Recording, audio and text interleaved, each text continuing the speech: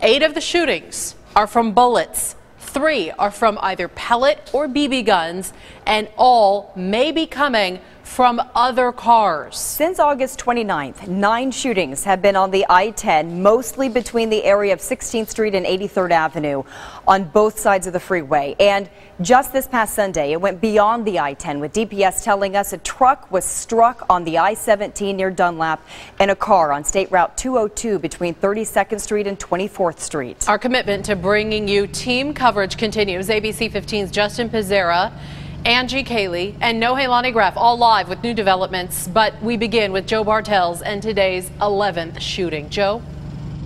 Guys, I'm at 83rd Avenue and I-10, just south of that intersection, and detectives really spent a lot of the day looking at a trailer just like this one here. They say that it sustained what they're calling a bullet strike. That's how they describe it. You can see investigators looking at this hole on the trailer. But the big mystery right now, because the bullet hole wasn't discovered until this morning, the truck had been out on deliveries by another driver. So when the new driver came on this morning, he was doing an inspection before he left, and that's when he found the trailer was hit. That makes it much harder for investigators because where this happened and when this happened is now unknown. Yeah, we want everybody to be vigilant. I mean, look at your surroundings, pay attention to what's going on around you. Just open your eyes and just pay attention to what's going on and let us know if you see something.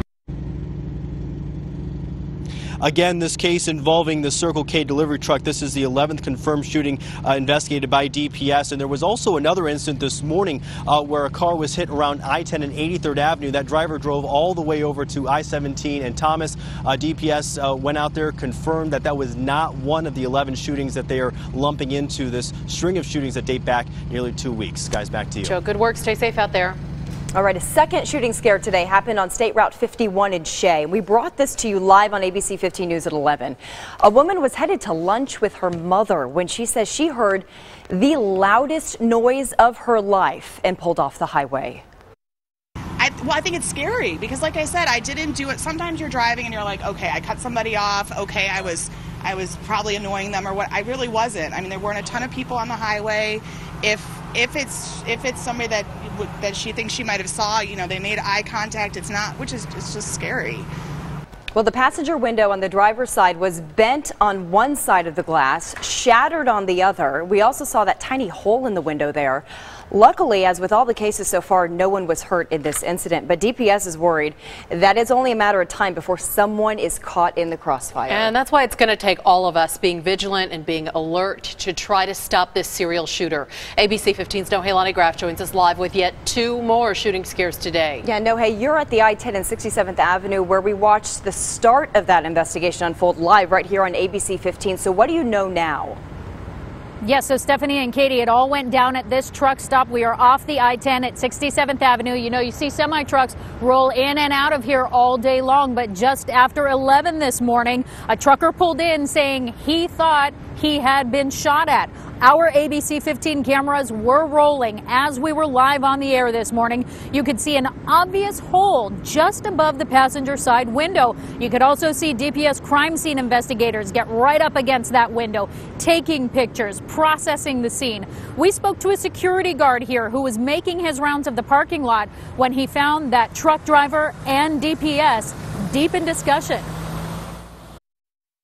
The driver's saying that he thought that somebody shot into his door, and the highway patrol said he didn't know for sure if it was a gunshot, a bullet come through the door or not. Said it might have been a rock.